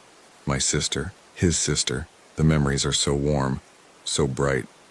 I lunged for the door handle. It wouldn't open. None of the doors would. The locks clicked down automatically over and over even as I tried to pull them up. Don't be scared, the thing wearing Marcus's face said. I'm not going to hurt you. I just want to understand. These feelings. This love. I've never felt anything like it before. Marcus's memories of you, they're beautiful. I want to keep feeling them. Let me go. I was crying now. Please, let me go.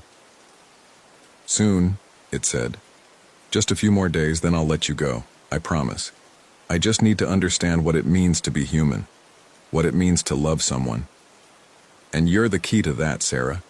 You're what makes Marcus human. The car started moving on its own. The steering wheel turned under my hands, but I wasn't controlling it. We drove through the darkness, past the gas station, past the campground onto roads I didn't recognize. The GPS showed nothing but static. I don't remember when I stopped fighting. When I just sat there, numb, while the thing that looked like my brother drove us deeper into the wilderness. The smile never faded. Those wrong eyes never blinked. Eventually, we ended up back at the campground, back at Spot 17.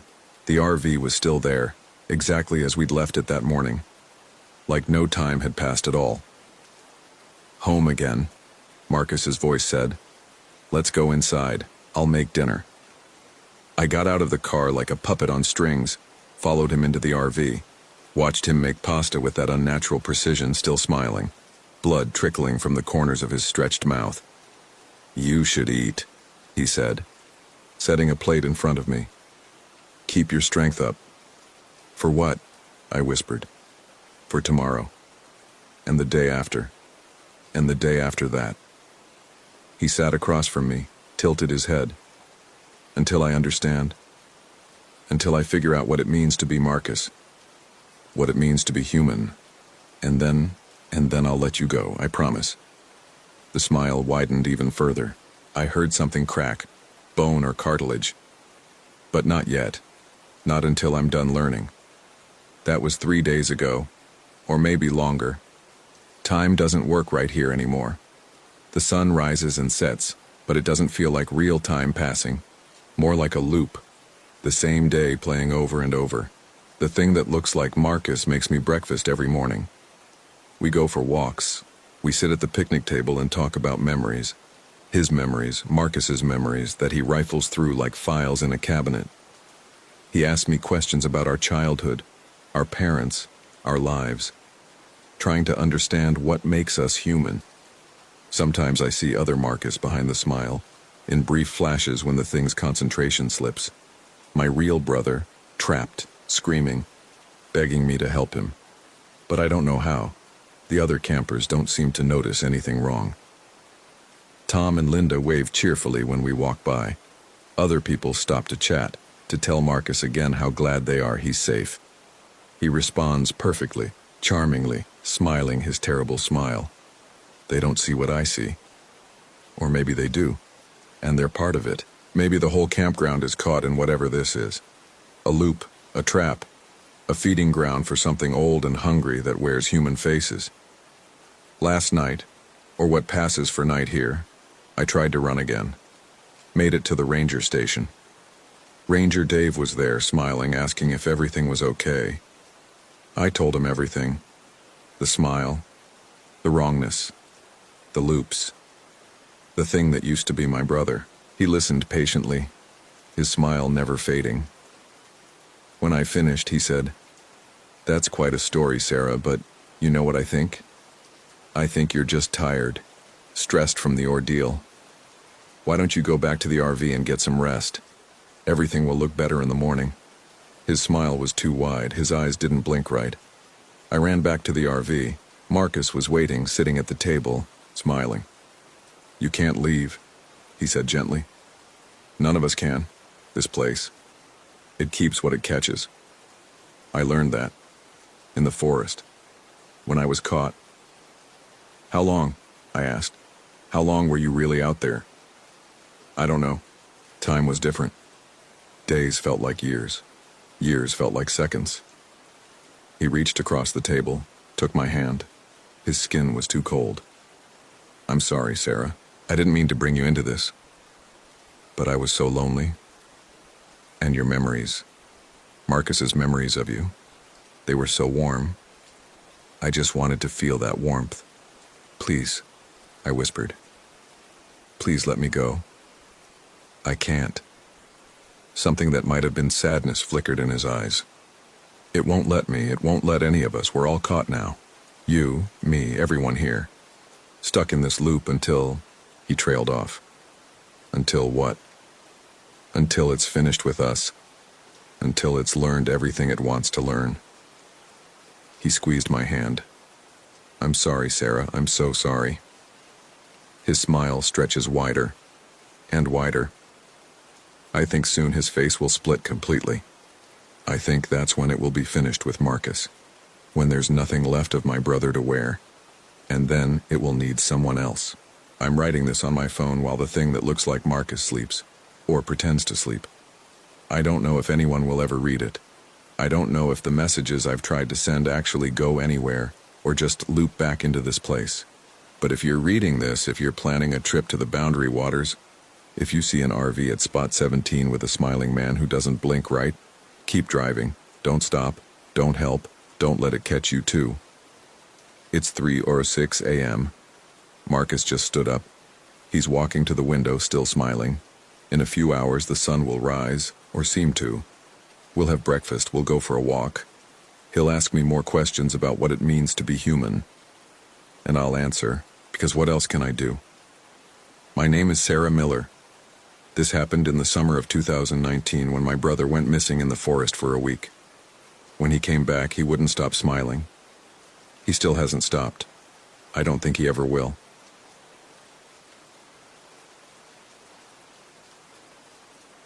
My name is Jacob Reed.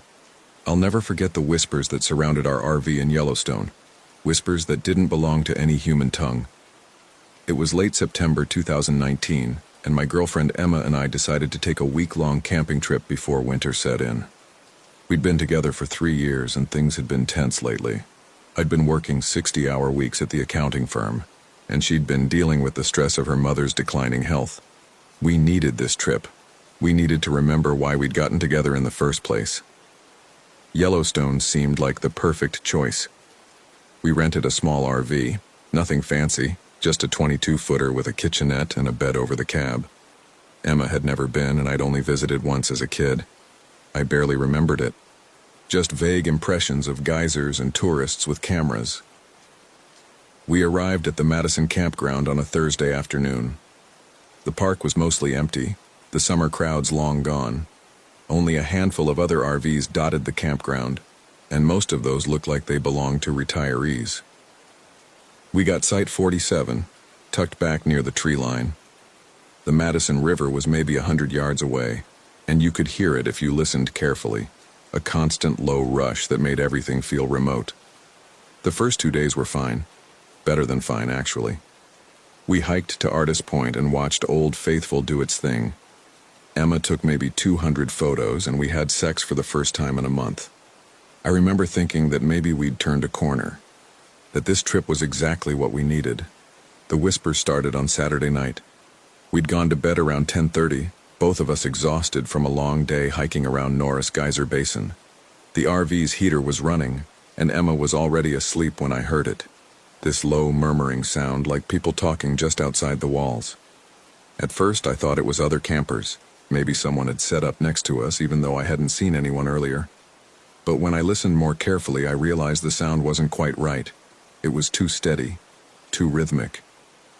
And I couldn't make out any actual words. I got up and looked out the window. The campground was dark except for a few solar lights along the path. No one was outside. The murmuring continued, seeming to come from all sides of the RV at once. Emma stirred. "What are you doing? Do you hear that?" She propped herself up on one elbow, listening. After a moment, she shook her head. "I don't hear anything. Come back to bed." I stood there for another minute, but the sound had stopped. I climbed back into bed and tried to sleep, but it took a long time. The next morning, I checked around the RV. No footprints, no signs that anyone had been near us. I mentioned it to Emma over breakfast, and she suggested it might have been the wind or maybe some animal. She wasn't dismissive exactly, but I could tell she thought I was being paranoid. Sunday night it happened again. This time Emma heard it too. We were both awake, lying in bed and talking about whether to extend the trip by a few days. That's when the murmuring started, low and steady, coming from outside. Emma went quiet immediately, her hand finding mine in the dark. "That's what you heard last night?" "Yeah." We listened. The sound had a strange quality to it, almost like chanting.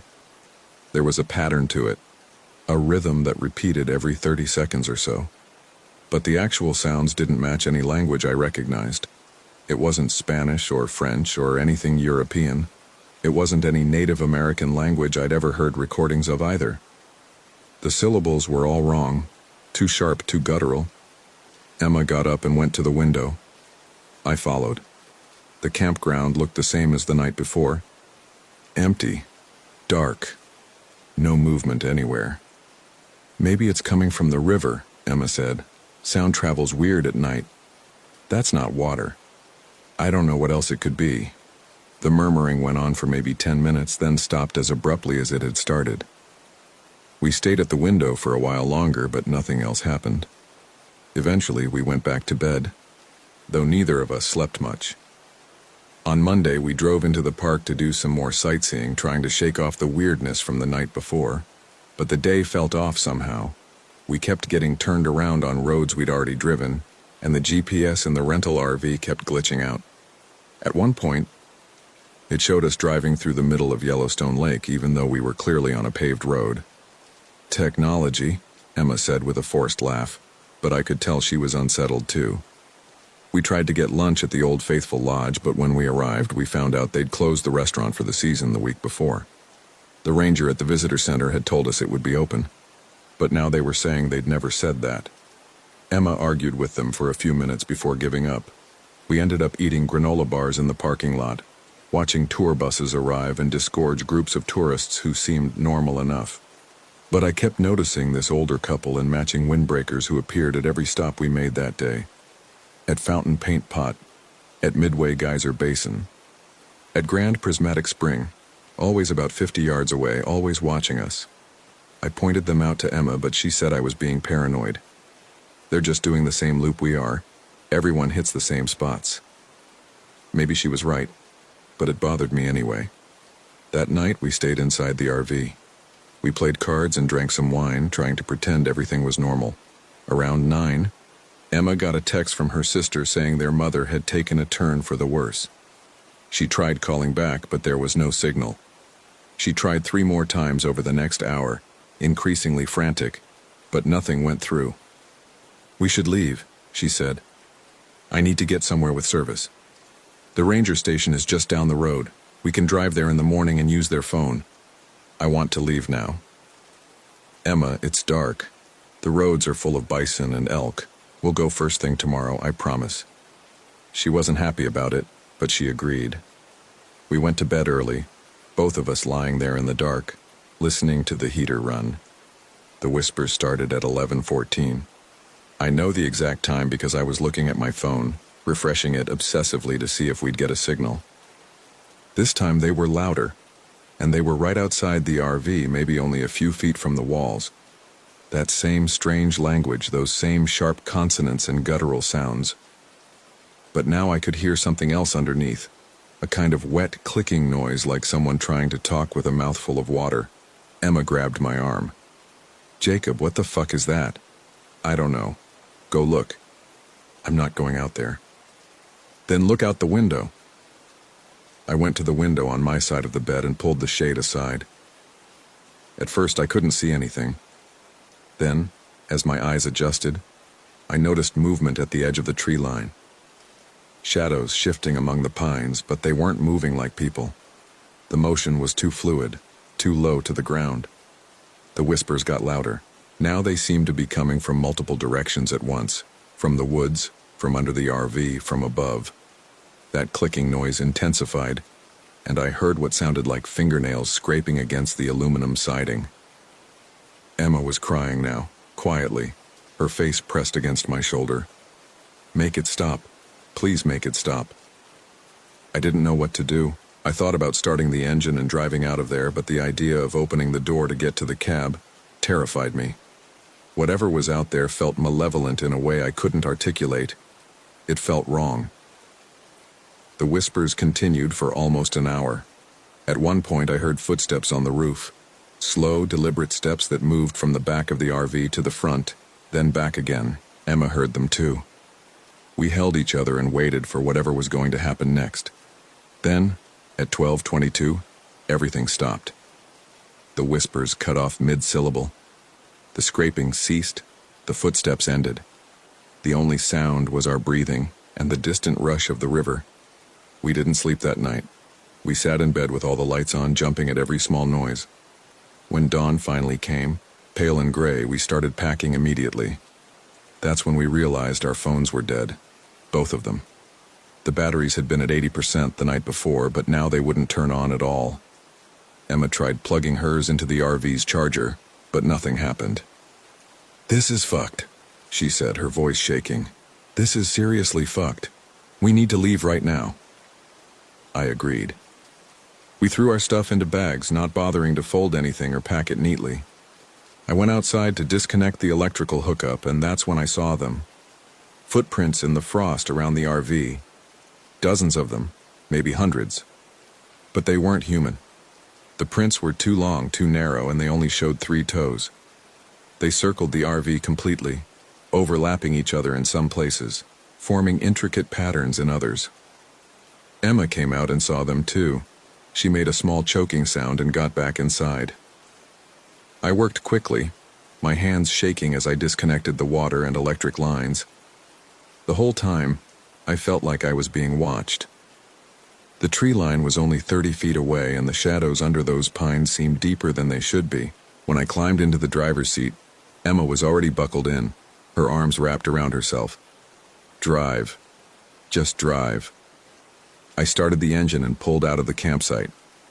The RV felt sluggish, like it was fighting me, but I got it onto the campground road and headed for the exit. That's when we saw the other campers. There were maybe a dozen of them, standing alongside the road in a loose line. They weren't moving. They were just standing there, facing us, their faces blank. I recognized the couple in the matching windbreakers from the day before. There was also a family of 4. A single guy with a gray beard and a woman with a yellow jacket. "Don't stop," Emma said. "Don't you fucking stop." I didn't plan to. I kept driving, my eyes fixed on the road ahead. But as we passed the campers, they all turned their heads in unison to watch us go. Their necks rotated too far, at least 180 degrees, maybe more. Their eyes were wrong, too wide, too black. Emma screamed. I pressed the accelerator harder and the RV lurched forward. In the rearview mirror, I saw the campers begin to walk after us, still moving in that synchronized way. Then we rounded a curve and they disappeared from view. The drive out of the campground should have taken maybe 10 minutes. It took us almost 2 hours. The road kept looping back on itself. We'd drive for 20 minutes following the signs toward the park exit and then somehow end up back at our original campsite. The sign would still say Madison Campground and in Site 47 would be right there, our tire tracks still visible in the frost. "This isn't possible," Emma kept saying. "This isn't fucking possible. I tried different routes. I tried going backwards. I tried following the river instead of the road. Nothing worked. We kept ending up back at Site 47. By the third loop, Emma had stopped crying and gone very quiet. She was staring out the window, her jaw clenched. I knew that look. That was her shutting down look, the one she got when things were too much. "Emma, talk to me." "There's nothing to say. We're stuck." "We're not stuck. We just need to figure out." "We're stuck, Jacob. Something doesn't want us to leave." On the fourth loop, we saw the campers again. This time they were standing in the middle of the road, blocking our path. I slammed on the brakes about 50 feet away from them. They didn't move. They just stood there, shoulder to shoulder, those two wide eyes fixed on us. The woman in the yellow jacket opened her mouth and that clicking sound came out, the same one we'd heard the night before. Then they all opened their mouths and the whispers started again. That same strange language, those same wrong syllables. But now I could see their throats moving in ways throats shouldn't move, bulging and contracting like they were swallowing something alive. I threw the RV in reverse and backed up as fast as I dared. When I looked forward again, the campers were gone. The road was empty. "Did you see where they went?" I asked Emma. She didn't answer. She was staring at something in the side mirror. I looked. The campers were behind us now, walking toward the RV with that synchronized gait. As I watched, one of them, the guy with the gray beard, opened his mouth impossibly wide and started speaking in that clicking language. Something dark dripped from his mouth, like oil or tar. I spun the wheel and drove off the road, bumping over rough ground and into the trees. Branches scraped against the sides of the RV, and I heard something crack underneath us. But I kept going. Emma was screaming at me to stop, but I couldn't stop. I had to get us away from those things. We crashed through brush and saplings for maybe 200 yards before the RV got stuck on a fallen log. The engine stalled out, and suddenly everything was quiet, except for Emma's ragged breathing and my own heartbeat pounding in my ears. I tried to restart the engine. Nothing. The battery was dead, just like our phones. "We have to run," Emma said. "Where?" "We don't know where we are. Anywhere. Anywhere but here." She was right. Staying in the RV felt like trapping ourselves. I grabbed a flashlight from the glove box, the only one that still worked, and we climbed out. The forest was dense and dark, the morning sun barely penetrating the pine canopy. We could hear the river somewhere to our left, so we headed that way, figuring we could follow it downstream until we found help. We walked for what felt like hours. The terrain was rough, full of deadfall and hidden dips that tried to twist our ankles. Emma fell twice, and the second time she scraped her hands badly on a rock. But we kept moving because the alternative was worse. After a while, we started to hear the whispers again. They were distant at first, echoing through the trees behind us, but they were getting closer. We ran. I don't know how long we ran. Time felt strange in those woods, elastic. The sun never seemed to move, staying in that same weak morning position. My legs burned and my lungs ached, but the whispers kept pushing us forward. Then Emma stopped abruptly, grabbing my arm. "Look." Ahead of us was a structure, a small ranger cabin barely visible through the trees. It looked abandoned, the windows dark, but it was shelter. We ran for it. The door was unlocked. Inside, the cabin was a single room with a wood stove, a cot, and some shelves lined with old supplies. Dust covered everything. It looked like no one had been there in years. We barricaded the door with the cot and collapsed on the floor, gasping for air. For a few minutes we just sat there listening. The whispers had stopped. The forest outside was silent. "What the fuck is happening?" Emma finally said.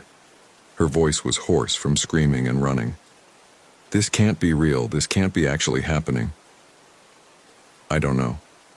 Those people, Did you see their eyes? And their mouths? I know. What were they? I didn't have an answer. Nothing about this made sense. People didn't just turn into whatever those things were. Roads didn't loop back on themselves. Phones didn't all die at the same time. Emma stood up and went to the window. It's getting dark. She was right. The light outside had dimmed to dusk, even though it couldn't have been more than noon. I checked my watch, but the hands had stopped moving at 11:47. Maybe we should stay here for the night, I said. Wait for morning, then try to find the main road. Emma nodded, but she looked scared. More scared than I'd ever seen her. We found some candles on one of the shelves and lit them. There was no food, but we discovered a few bottles of water that looked relatively clean. We drank them slowly, rationing them out. As full darkness fell, the whispers started again. They came from outside the cabin, surrounding it the same way they'd surrounded the RV. That same alien language, those same wet clicking sounds. But now there was something else too. A scratching noise like claws on wood. Emma moved away from the window. They're here. I looked out. Shapes moved in the darkness, too many to count. They circled the cabin, and as they moved, their voices rose and fell in a pattern that might have been a song. Or maybe a prayer. Don't look at them, Emma said. She was sitting in the corner, her knees pulled up to her chest. I read somewhere that if you look at them, they can get inside your head. That's not real, that's just superstition. Everything about this is superstition.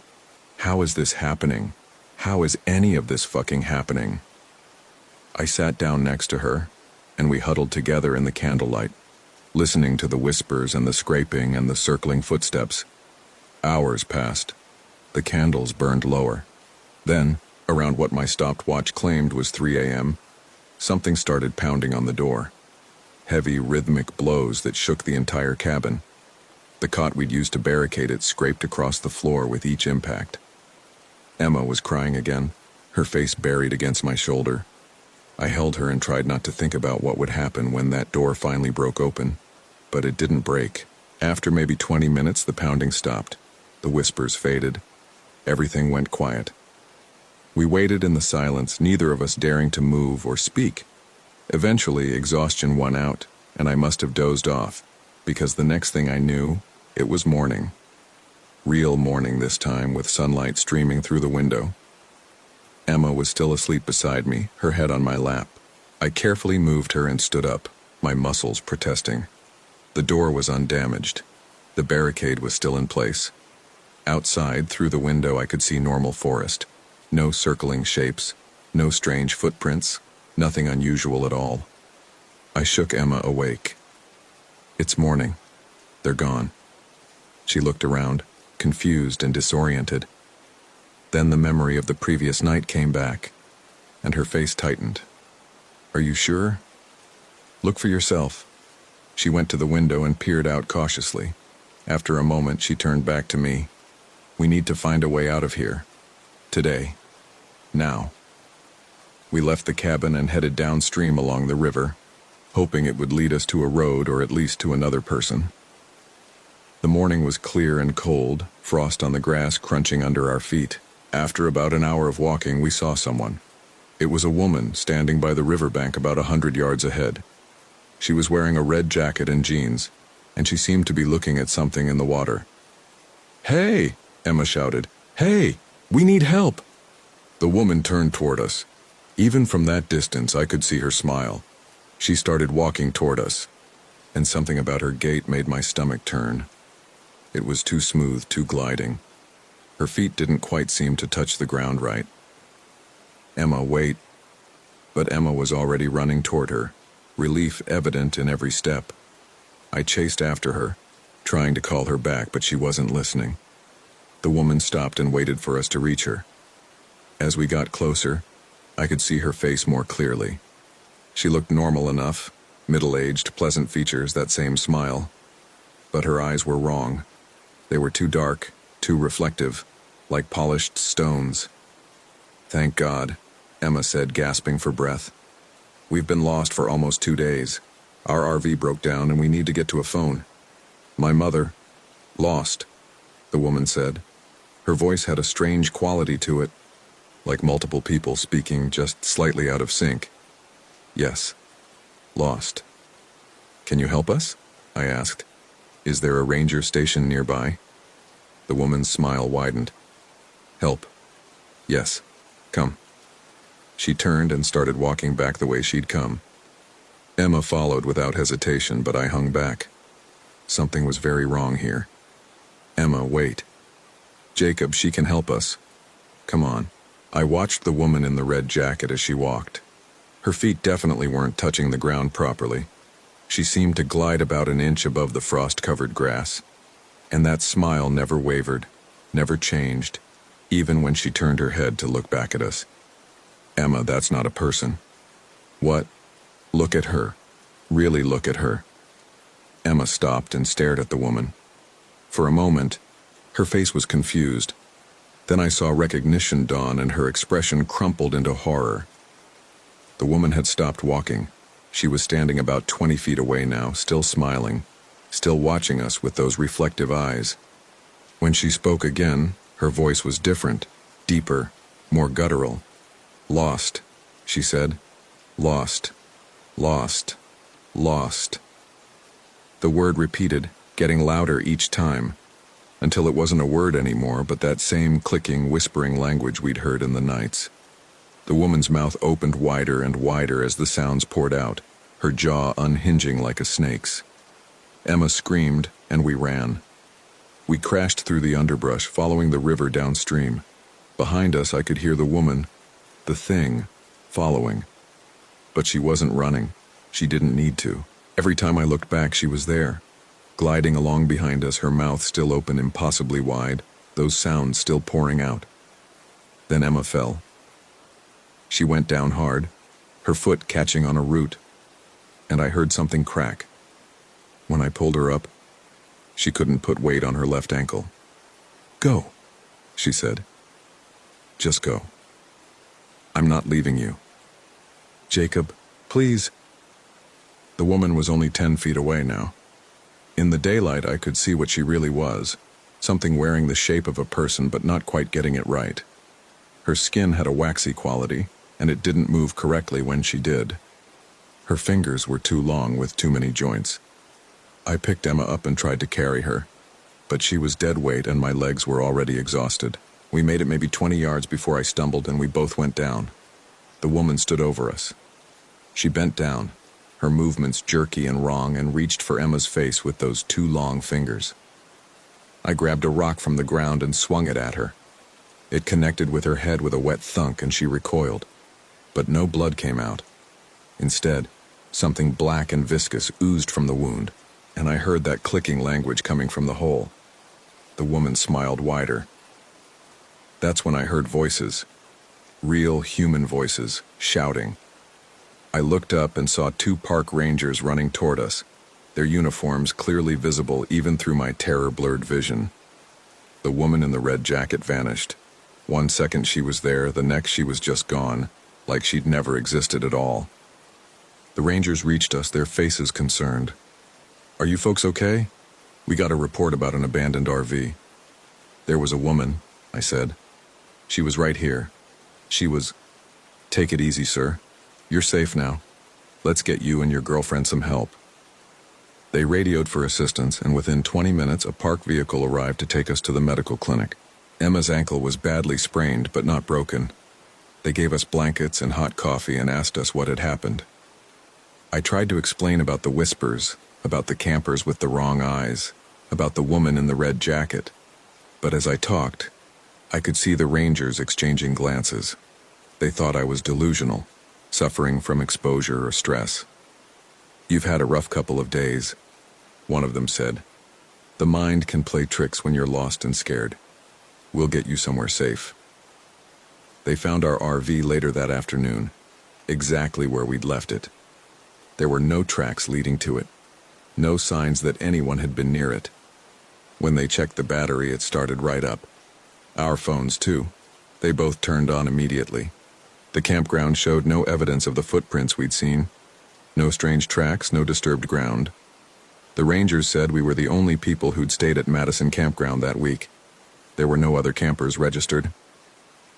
You were probably the victims of carbon monoxide poisoning, a doctor told us at the clinic. The symptoms you're describing, the hallucinations, the time distortion, the feeling of being watched, all consistent with CO exposure. You're lucky you got out when you did. They wanted to keep us overnight for observation, but Emma insisted we leave immediately. I didn't argue. We rented a car and drove straight to Salt Lake City, not stopping except for gas. Emma slept most of the way, her injured ankle propped up on the dashboard. I couldn't sleep.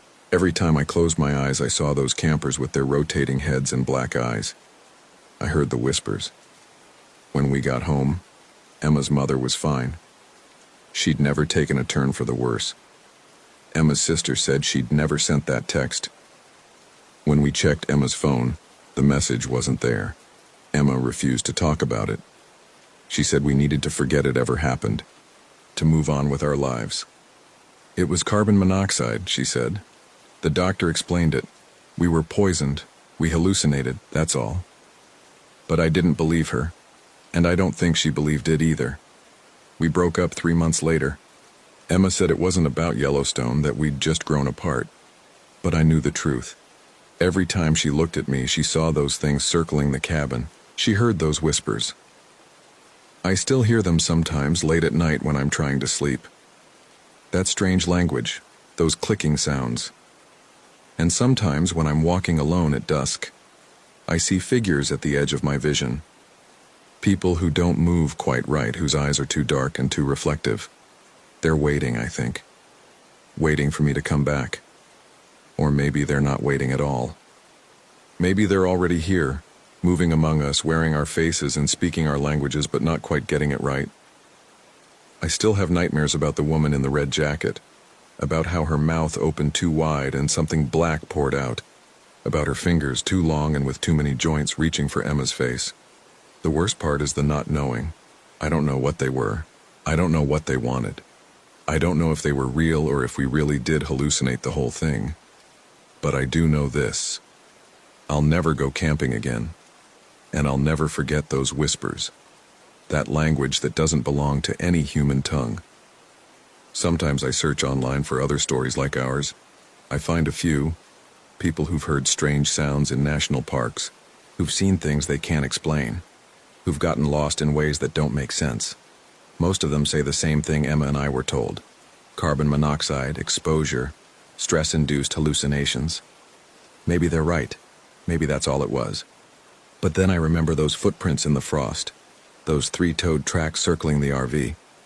I remember the woman disappearing in front of the rangers. I remember how our phones died and then worked again. How the road kept looping back on itself, how time moved wrong in those woods. And I remember Emma's face when she finally really looked at the woman in the red jacket. The horror in her eyes, the recognition that what we were seeing wasn't human and never had been. Last week I got a voicemail from a number I didn't recognize. When I played it, there was nothing but static at first. Then underneath the white noise I heard something. Whispers. That same clicking language, those same wrong syllables. I deleted the message immediately. I blocked the number. But I know it doesn't matter. They know where I am now. And sometimes late at night I stand at my window and look out at the street below. I watch the people walking past and I wonder how many of them are real. How many are actually people and how many are something else, wearing human skin and trying to blend in? How many are whispering in languages we were never meant to hear? I still have Emma's number in my phone, but I haven't called her. I don't know what I would say. That I miss her? That I'm sorry? That I wish we'd never gone to Yellowstone? Or maybe I'd tell her the truth, that I see them everywhere now. In crowds, in parking lots, standing at the end of my hallway when I wake up at 3 a.m., always watching, always smiling, always waiting for something. Yesterday I saw a woman in a red jacket at the grocery store. She was standing by the produce section, examining tomatoes. When I looked at her, she turned and smiled at me. Her eyes were too dark, too reflective. I left my cart and walked out. I don't know how much longer I can keep living like this, looking over my shoulder. jumping at shadows, hearing whispers in every random noise. Emma was right. We should have left that first night when we heard the whispers for the first time. We should have driven all night until we were far away from Yellowstone, far away from those woods, but we didn't. And now something has followed us home. I'm writing this down because I need someone to know. If something happens to me, if I disappear, or if I'm found dead with no explanation, I need someone to understand that it wasn't an accident. It wasn't suicide or a random act of violence. It was them, the things in the woods, the things that speak in clicking whispers and wear human faces like masks. They're real. Whatever the rangers said, whatever the doctors said, whatever rational explanation people want to give, it doesn't matter. They're real, and they're here. And I think they're hungry. Last night I woke up to whispers outside my apartment. That same language, those same sounds. I didn't get up to look. I pulled the covers over my head and tried not to listen, but I heard them anyway. And I heard something else too. Footsteps on my balcony. Slow, deliberate footsteps that moved back and forth, all night long. When morning came, I finally worked up the courage to look. There were marks on the glass of my sliding door, handprints, dozens of them overlapping each other. The fingers were too long and there were too many of them. I called the police. They came and looked and said it was probably kids playing a prank. They said the smudges were just dirt and condensation. But I know what I saw, and I know what's coming. Emma texted me today, the first time in 6 months. All it said was, "Do you hear them too?" I haven't responded. I don't know what to say, because the answer is yes. I hear them all the time now, in the walls, in the pipes, in the wind outside my window. And I think they're getting closer.